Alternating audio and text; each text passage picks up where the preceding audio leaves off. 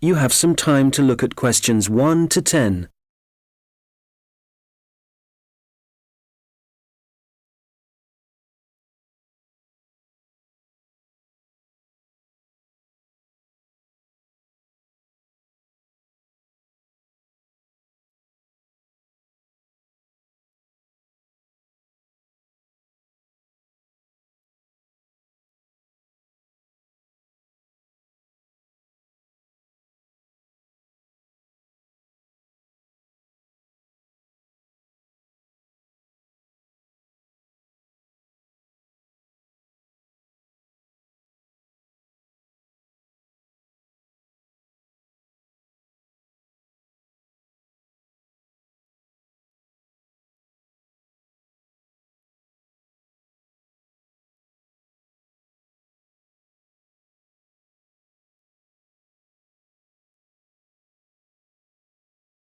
Hello, Hilary Lodge Retirement Home. Kathy speaking. Hello, my name's John Shepherd. Could I ask if you're the manager of the home? That's right. Oh, good. Hello, Kathy. A friend of mine is a volunteer at Hilary Lodge, and I'd like to help out too, if you need more people. I work part-time, so I have quite a lot of free time. We're always glad of more help, John. Shall I tell you about some of the activities that volunteers get involved in? Please. Well, on Monday evenings, we organise computer training. We've got 6 laptops and 5 or 6 residents come to the sessions regularly. They're all now fine at writing and sending emails, but our trainer has just moved away and we need 2 or 3 volunteers who can help the residents create documents. Just simple things, really. I'd certainly be interested in doing that. Great! Then on Tuesday afternoons, we have an informal singing class, which most of the residents attend. We've got a keyboard and someone who plays, but if you'd like to join in the singing, you'd be very welcome. I work on Tuesdays at the moment, though that might change. I'll have to give it a miss for now, I'm afraid. OK. Then on Thursday mornings, we generally have a session in our garden. Several of our residents enjoy learning about flowers, where they grow best, how to look after them and so on. Is that something you're keen on? I'm no expert, but I enjoy gardening, so yes, I'd like to get involved. Do you have your own tools at the home? We've got a few, but not very many. I could bring some in with me when I come. Thank you very much. One very important thing for volunteers is that we hold a monthly meeting where they all get together with the staff. It's a chance to make sure we're working well together and that everyone knows how the residents are and what's going on in the home. Uh-huh. Now, obviously, we'd need to get to know you before you become one of our volunteers. Of course. Could you come in for an informal interview later this week, maybe? I'm busy the next couple of days, but would Saturday be possible? Certainly. Just drop in any time during the day. I won't be working then, so you'll see my assistant, Mairead. Sorry, how do you spell that? It's M-A-I-R-E-A-D.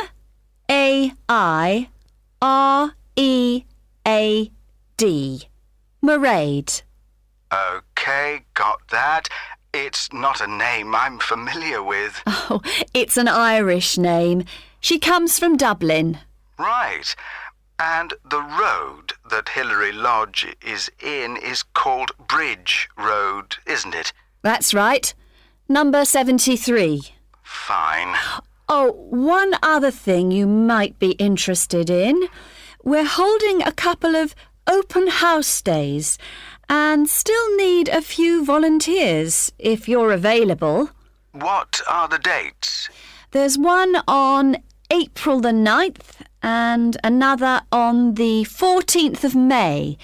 They're both Saturdays and all-day events. I can certainly manage May the 14th. I've got another commitment on April the 9th, though. That would be a great help. We're having several guest entertainers, singers, a brass band and so on, and we're expecting a lot of visitors. So one possibility is to help look after the entertainers. Or you could spend an hour or so organising people as they arrive, and then just be part of the team, making sure everything's going smoothly. Well, shall I show people where they can park? Lovely. Thank you. One reason for holding the open house days is to get publicity for Hillary Lodge locally. So you may find you have someone from a newspaper wanting to interview you. They'll want to find out from 2 or 3 people why they volunteer to help at the home. We're trying to get a TV station to come too, but they don't seem very interested. I don't mind being interviewed. Good. Well, if you come in for a chat, as we arranged, we'll take it from there. Thank you very much for calling. My pleasure. Goodbye. Bye. You have some time to look at questions 11 to 15.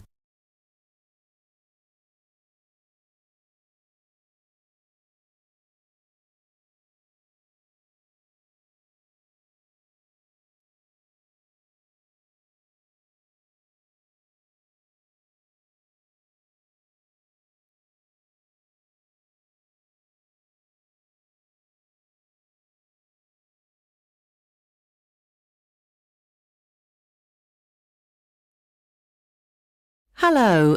As some of you know, I'm Elaine Marriott, the head of the college's Learning Resource Centre. We've invited all of you taking evening classes and leisure activities to come and see the changes we've made to the centre in the last month. One major change we've made here on the ground floor is to the layout, as you can see from looking around you.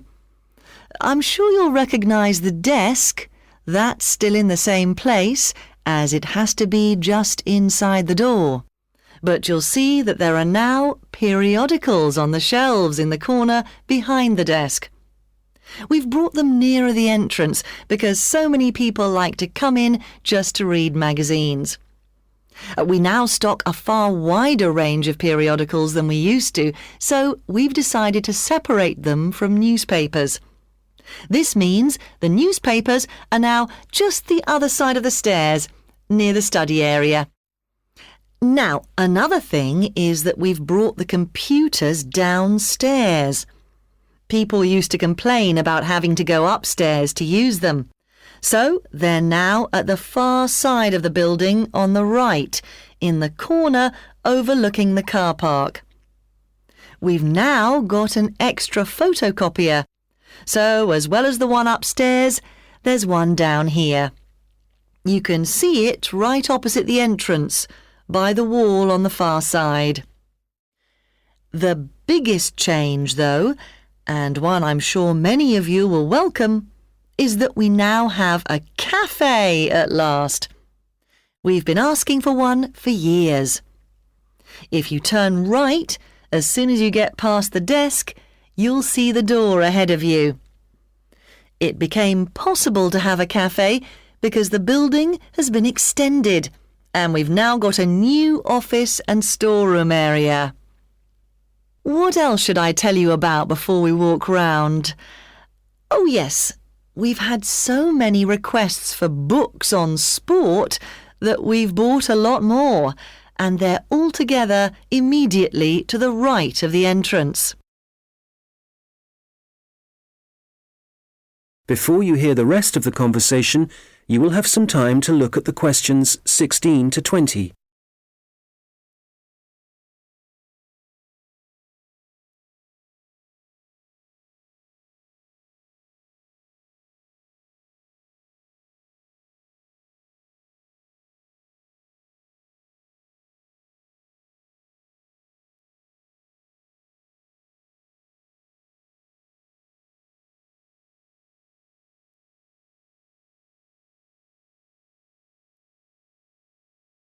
Now listen and answer questions 16 to 20. OK, that's enough on the new layout. We'll walk round in a moment, but before we do, something about the people who are here to help you. Of course, all the staff will do their best to answer your questions, but now we're each going to specialise in certain areas. So, if you ask a staff member about something and they don't think they can help you enough, they'll direct you to our specialist. Jenny Reed is the person to see if there are any films you'd like us to stock, as she's taken over responsibility for purchasing those. I'd better warn you that our budget is limited, so I'm afraid we can't promise to buy everything you ask for. Phil Penshurst can help you to improve your writing if you need to produce reports for your course.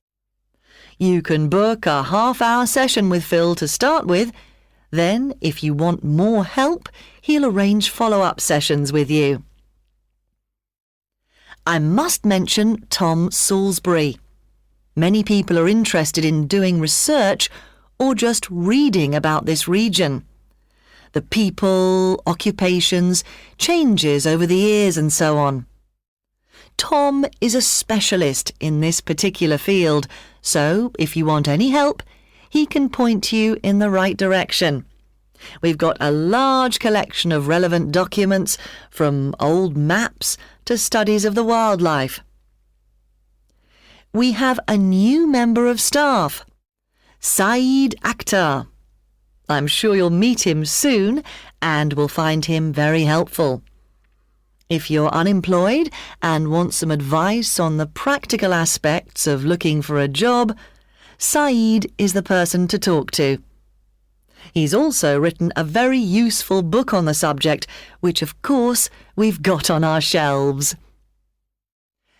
Many of you will know Shilpa Desai, who's been working here for about 5 years. Shilpa now has the additional responsibility of giving information and advice on anything to do with housing, such as finding out what's available or whether you're eligible for financial help.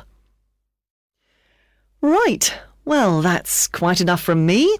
So let's walk round the library. You have some time to look at questions 21 to 27.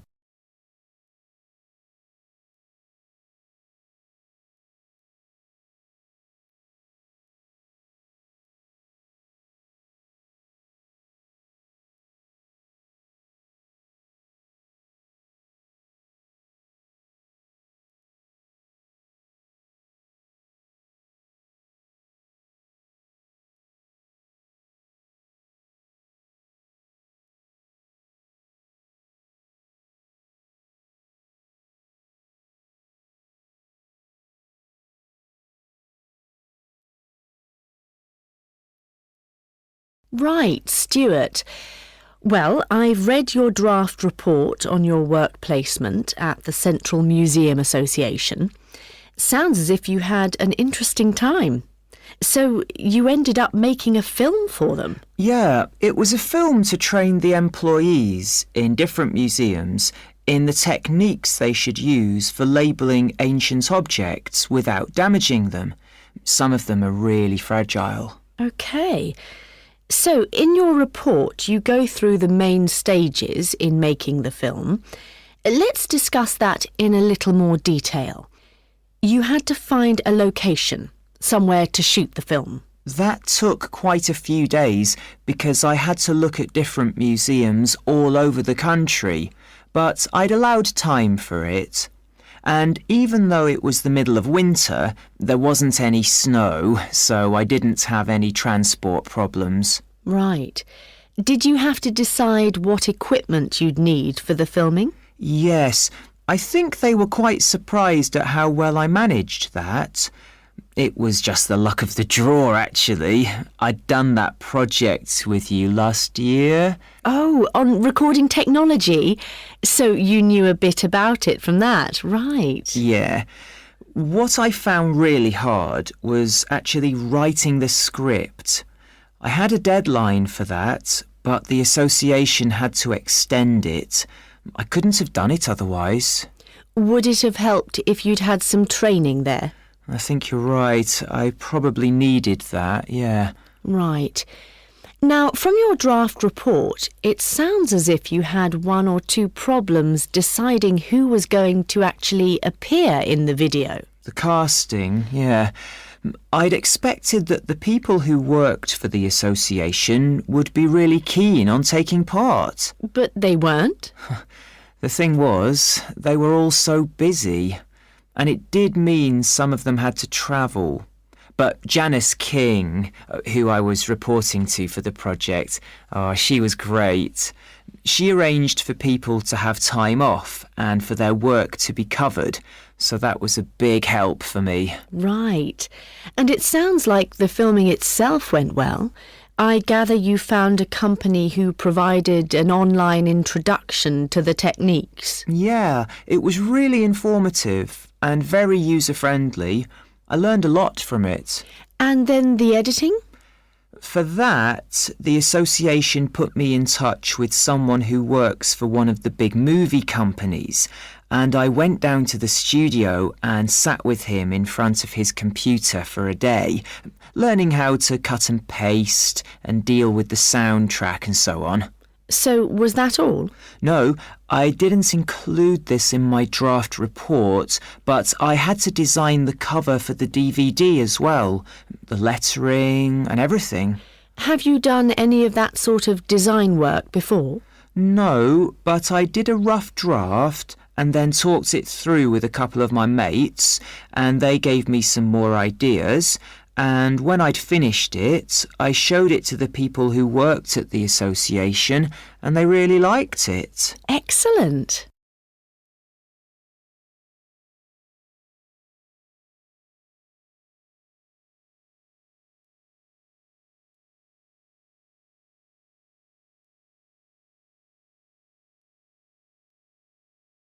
Now listen and answer questions 28 to 30. Now, as well as your own draft report, I've also received some written evaluation from the association on the work you did during your placement and how it was of benefit to them. I noticed that you haven't included anything on that in your report yet. How my project benefited the association, you mean? So, do I have to include that? Yes.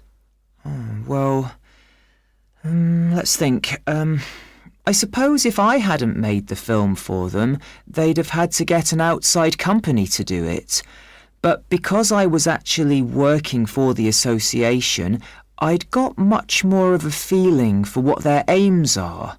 Things like their responsibility for the conservation of the exhibits. I don't think an outside company would have had that understanding. They'd have been more detached. Right. And the association also said that because of your background, you had a good idea of where to go to get the best deal for the equipment you needed. They said the saving in expense made it worthwhile, even though sourcing it took quite a bit of time. Yes, that's true.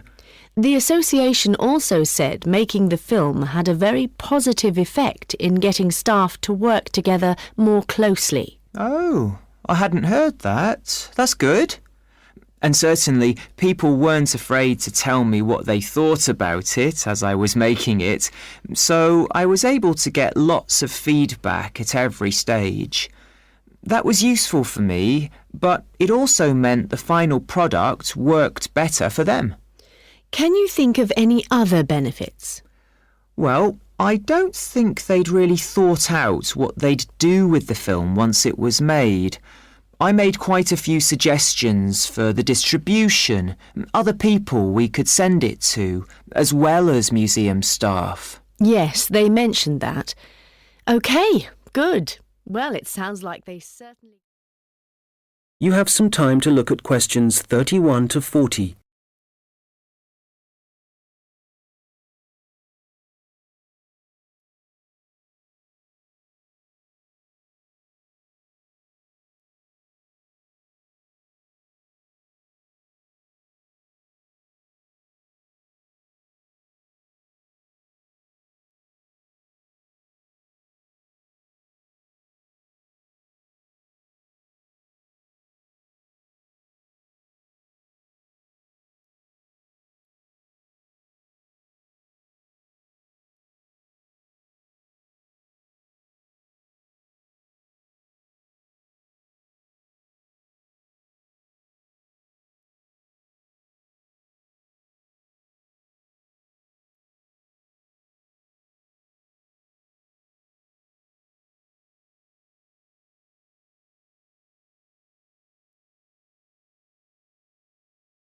Now listen carefully and answer questions 31 to 40. I'm going to talk today about research into a particular species of bird, the New Caledonian crow, whose natural habitat is small islands in the Pacific Ocean. And it seems that these crows are exceptionally resourceful. Using sticks or other tools to find food isn't unknown among birds and animals. Some chimpanzees, for example, are known to bang nuts on stones in order to break the shell and get at the edible kernel inside. One New Caledonian crow, called Betty, bent some straight wire into a hook and used it to lift a small bucket of her favourite food from a vertical pipe. This experiment was the first time she'd been presented with wire, which makes it very impressive. Another crow, called Barney, has demonstrated his skill at using sticks to forage for food. In one research project, scientists from New Zealand and Oxford set captive New Caledonian crows a 3-stage problem. If they wanted to extract food from a hole, the crows first had to pull up a string to get a short stick, then use that short stick to remove a long stick from a toolbox, and finally use the long stick to reach the food. Amazingly, they worked out how to do this successfully. Further experiments carried out at Oxford suggest that crows can also use sticks as tools to inspect all sorts of objects, possibly to assess whether or not they present a danger. The idea for the experiment came from observing the birds using tools to pick at random objects, such as a picture of a spider that was printed on some cloth. In this research, 5 pairs of crows, including Barney, underwent tests to see how they would react to a variety of objects, which were carefully chosen so the birds wouldn't be tempted to view them as a possible source of food. As a further precaution, all the crows had been fed beforehand. On 8 occasions, a bird's first contact was by using a tool. In all 3 trials, Barney began by using a stick for inspection. One involved a rubber snake. First, he approached it, but didn't touch it, then retreated to pick up a stick. He then prodded it with the stick. After some more investigation, he discarded the stick and carried on pecking at the snake more confidently, apparently convinced that it wouldn't move. In other experiments, 2 different birds, called Pierre and Corbeau, also made a first approach with tools on 3 separate occasions. Pierre used a short piece of wood chip to touch a light which was flashing, and Corbeau was seen prodding a metal toad with a stick. Significantly, the crows tended to use the sticks only to make their first contact with the object. Subsequently, they either ignored the object or dropped the tool and pecked at the object, which is very different from using the tool to get access to food.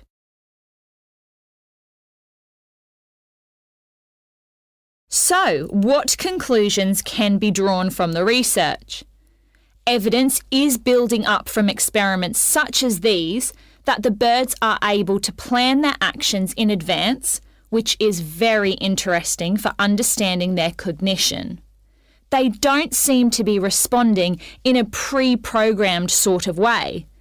It may even be possible that they're able to view a problem and work out what the answer is. However, a major difficulty is assessing whether this tool-using behaviour is a sign of intelligence. To some extent, this is related to the ecological circumstances in which the animal is found. So, scientists want to find out much more about how the crows behave in their native habitat, and a team from Exeter and Oxford universities is carrying out research in New Caledonia. They're looking into whether the birds' way of searching for food gives them any possible evolutionary advantage. The birds are hard to observe, as they live in a region of mountainous forest, so the researchers have attached tiny cameras to the tails of some birds as one method of investigating their behaviour. The birds are masters at using sticks to find their food, in particular beetle larvae from the trees. It's possible that the birds can derive so much energy from these grubs that they only need to eat a few each day. This would mean that they wouldn't have to spend most of their waking time searching for food, as most animals do. The beetle larvae have a distinct chemical makeup, which can be traced through the feathers and blood of birds that eat them. Scientists have collected samples from crows in order to estimate the proportion of larvae in their diet. They should then be able to gauge the extent to which individual birds depend on using sticks to feed themselves. We have learnt a great deal about the ability of New Caledonian crows to use tools, and some very interesting research is being carried out into them.